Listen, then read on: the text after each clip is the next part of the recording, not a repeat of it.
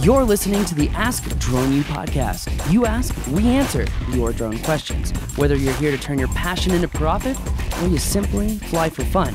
We're a community of learners and teachers who aspire to achieve greatness. We are Drone U. You ever sitting there about 10 in the morning and your stomach starts growling? Breakfast is hours in the past. Lunch feels like it's never going to come. Well, you know what I do? I pull out Sweet and Spicy. Sweet and spicy what? Sweet and Spicy Charky. Okay. What is that, Rob? It's a fabulous, all-natural, like 3 or 4 ingredients, right? 4. 4 ingredients, just natural stuff, farm-raised lamb, turned into beautiful jerky that if you've not tried, you need to. And all you need to do so is go to Amazon.com and search Charky, or go to Charky, CHARKI.love, and you're going to be glad you did. Charky, the original jerky. Thank you, Rob. Good morning, sir. How are you? I am doing great, Paul. You know, I'm feeling a little out of sorts today, and I'm not sure why. I've got a wild hair. No, literally. Yeah. Well, can't wait to hear about that wild hair. We'll talk about it later. I decided to go all natural today. Yeah, I like that. I did too, in case you're wondering. You know, it was hard I did for me not to comb my hair today. It was hard for me to tell. Wow. I was trying. You're not paying Yeah, attention, and I'm hurt by that. I had to look at the amount of shimmer. That's right. You know, the shimmer never changes. Anyway, guys, welcome to another awesome episode of Ask Drone U. Here to fill up your day, give you a smile, and teach you something to make your life a little bit better. And by the way, it is okay to do both, right? Yeah. Have a little fun. Yeah. Oh, you know what? Seek to be a little entertaining and learn at the same time. That is true. I think that's possible. That is true. It's funny, before we went on the show, we were talking about someone who emailed you. Mm-hmm. I got an email too. So some people go the extra mile and find my track email you down? address. Yes. And it wasn't my Drone U address either. It was Really? Yeah, it was my Your media other one. my Wow. media house address. Anyway, he wrote me and he was like, I love your show. You're really awesome, but I made this mistake and I want to tell you about it so it doesn't happen to anyone else. He's like, I know Video Blocks. Oh. Videoblocks.com is one of your sponsors. I saw that too. Yeah. And he's like, but I thought you were saying videobox.com. And I went to videobox.com and it was a porn site. Well, and he went into a little bit more detail than that. And I have to say, first of all, thank you. And we're sorry. We are sorry. And thank you for letting us know. But I do have to say, I was like, really? So I went to the website. Oh, you checked it out, Rob. I'm not going to lie. I got nothing to hide. Yeah. But the interesting thing is I went there and it actually asks you, there's a little box that pops up and says, are you 18 or not? Of course, I stopped there and got out of there then. I didn't say yes. He didn't go all the way. Our friend may have said, yeah, I don't know if he thought What Video you're sa- Blocks What needed. you're saying is he didn't mention the if he pressed the over 18 or not. Exactly. I don't know if he just thought, that's really interesting that you need to be 18 to go get videos from Video Blocks. Okay, so Kyle, do not go to that website. You know who you are. And you know what? Thank you again. I'm going to give you the benefit of the doubt that you just thought, that's a little odd that I'd need to do that to go get videos and audio. But I'm going to go for it. And then all of a sudden the stock video clips are nipples. Well, how am I going to incorporate this? You know, I don't think this is going to be PG. So while we're on it, it is VIDEOBLOCKS. Yes. .com. All right, let's play the question. This is too much for people. Hi, guys. This is Robert Parson in Fort Smith, Arkansas. And I have a couple of questions that are loosely related to each other, and they involve copyright. The first question is, should I retain copyright over the recordings and the still photography, or should I allow the client to hold the copyright for those? Or should I do that on an individual basis, or should I just make a blanket policy regarding that? And secondly, what should I do with the raw photography and the raw video? I'm obviously going to have to archive that, but should I turn that over to the clients? And secondly, if I do turn that over to the clients as well, is that something I can charge them extra for? You guys are doing a great job, and you're doing a great service for the community. Have a good day. Bye.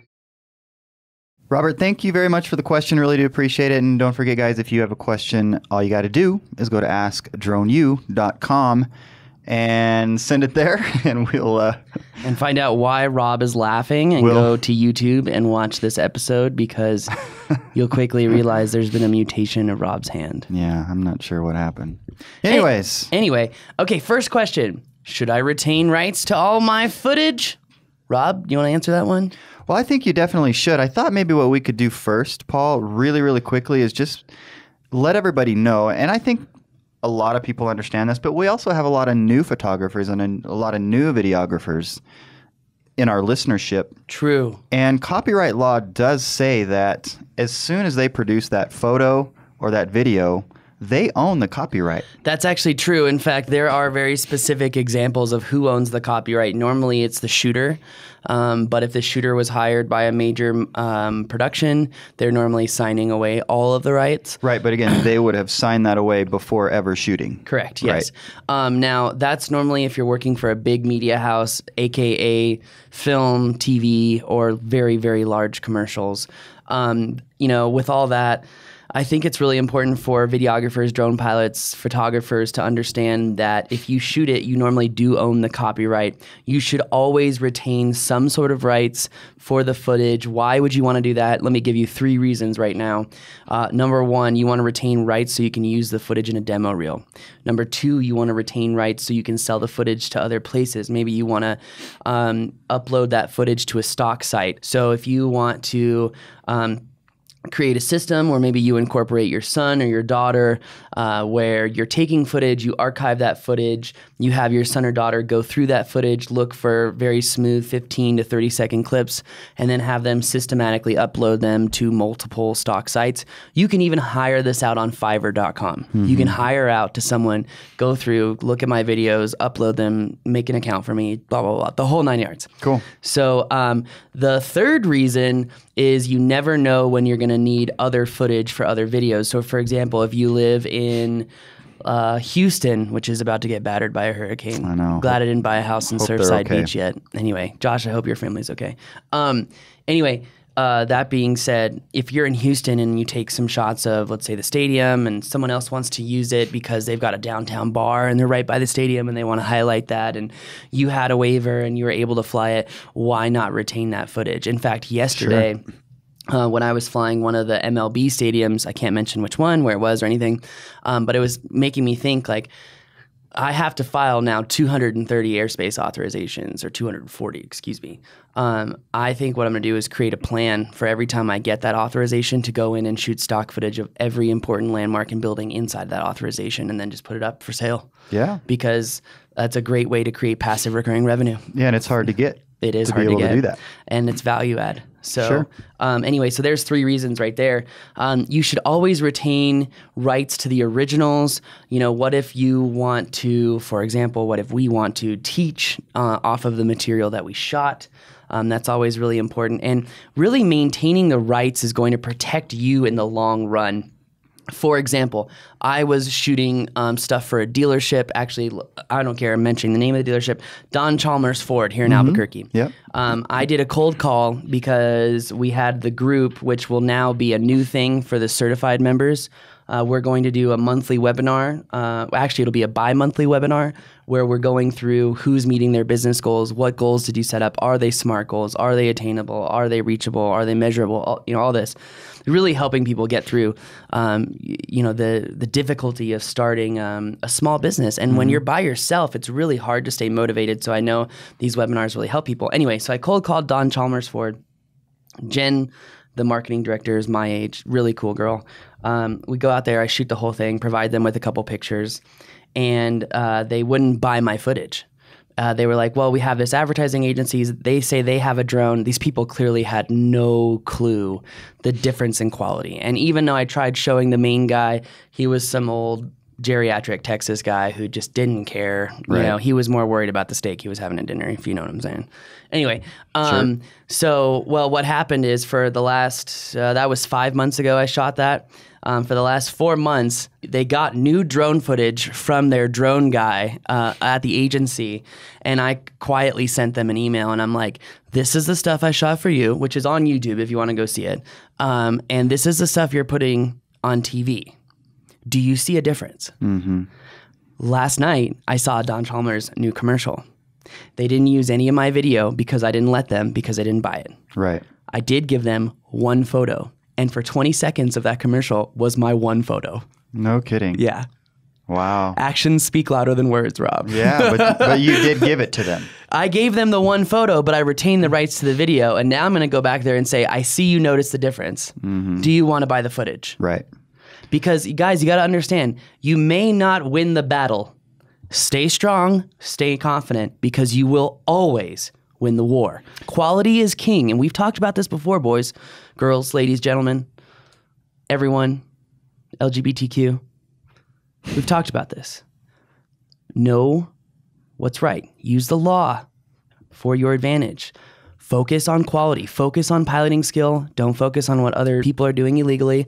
If you don't like it, send a quick email into FSDO, call it a day. They're going to give the person a call, make them get a license, fly normally. Everything will be okay. By the way, had they used your video, they would be subject to some pretty significant damages potentially. I mean, up to like 150 grand. $11,000 per clip that they would have used. So if they would have done like a shot sequence, say like 5 different shots, that would have been $55,000 they would have owed me. Right.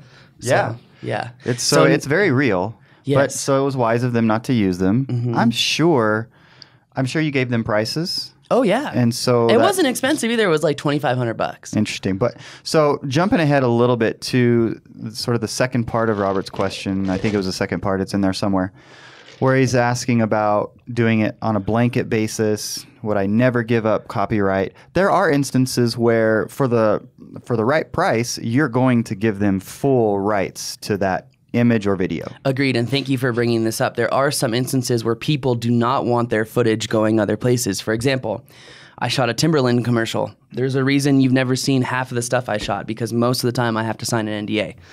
Not giving out the footage. Still retaining rights, though, to keep it for demo purposes after the release of the footage. Well, Timberland hasn't released their new fall clothing line yet, so you haven't seen my commercial yet. But with them, they were asking for strict, I want all rights, you can have nothing. And I said, well, I'm not going to do that. I'll let you have everything, but I want a retainer for demo after you release the material, because you and I know that's not a big deal. Yeah. And they were like, okay, we need you for an hour. What is it going to cost? Like $300 or $400? And I'm like, I'm $400 an hour, but because you're asking for raw footage, it is going to be $1,200 an hour. And if that's a problem, let me know and I'll leave now. And I'm sure you can find someone who's half as good. So there's the confidence that you need to have. Yeah. Good luck. No, I think you really have to change your mindset, though. You do. And we talk about that in our book, and it's just really important. So yeah, and they are going to respond. Obviously, you do respectfully and so forth, but there is some firmness to that. Oh yeah, process. You cannot have a weak backbone. If you do, there's no point in having confidence. I mean, you can sit there and just be silent after you say your price and wait for them to respond. But that may be a little bit awkward. You can't be awkward. You just have to be steadfast. And there's a difference. There's a difference between stoic and awkward. Right. Stoic, I'm sitting there looking at you, waiting for you to respond. I haven't made any emotion on my face. My body language is staying the same. Remember, guys, body language plays a huge part in sales. Huge part. And there's a lot of games and tricks and whatnot, but I've kind of realized why some people are natural salesmen. Like, I really get it now. They mimic the other person. They're always engaged in listening. They're shaking their head as if letting the other person know they're listening. Like, there's so much psychology behind it. I love behavioral economics and psychology because I've realized those two things are more connected than ever. And Freakonomics really showed that to me. And it's nice to see, the government really doing more with that. But anyway, back to rights. Always retain rights. If you're going to give away the full rights, charge 3 to 10 times extra. We talked about this a long time ago with Vic in a webinar. And we also talked about multi-client discount. Yep. Right. So if you have a question about how multi-client discount works, call it in. I got another story for you. So I think it's pretty clear. You're going to maintain rights as much as possible. If somebody wants full rights, then you're going to charge them extra. 3 and a to fair amount 10x. extra. Yes. Yep. And so obviously you're going to have all that in your contracts. Make sure that it's very, very clear what they're getting and what they're not getting. Yeah. All that stuff's in there. Yeah. And I know there's probably someone listening to this and you know who you are, listening to this show and being like, oh, they're talking about those contracts that we may have been working on together. This is one of those reasons that maybe we didn't want to work with you. So there just wasn't enough protection. There wasn't enough baseline standards. And I think the person took it personally, which I'm kind of sad about, but I'm kind of happy about too, because it just goes to show I'm glad I didn't work with that person. Well, there's plenty of other opportunities. True. But I want to provide the best for our people, Absolutely. our homies. Of course. Comey's homies, you know? Comey's homies. Yes, they said that on NBC the other day, and I was like, you guys have taken this too far.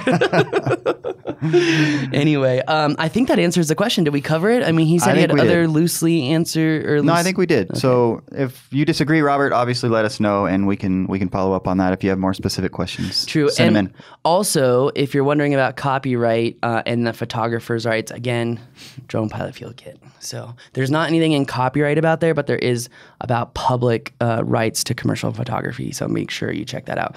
DronePilotFieldKit.com. If you have a question, go to AskADroneU.com and upload that question. Just want to say thank you for everyone who has been reviewing our show on iTunes, Overcast. And we are no longer hosting our podcasts on Podomatic anymore. Podomatic was the distribution center to iTunes, SoundCloud, all those other areas to download our show. And we are now using a new service. So if you had gone to Podomatic to listen to the show, you may want to check out iTunes. You may want to check out Overcast. Or go directly to the Ask Drone U page of our site, and you can listen there as well. That's 100% correct. So you can also just go to askadroneU.com and listen in, or subscribe on YouTube and see the gorilla hand that Rob was wearing during the entire show. Bet you didn't see that listening to the show through your radio. I wonder who didn't notice. Good question. In fact, there's a brain games about that. I'm not going to go into that. Guys, really, thank you. If you found this useful and you think someone else might find it useful, it's going to look pretty cool if you share it, right? All right. We'll see you next time. My name is Paul. My name is Rob. This is Ask Drone U.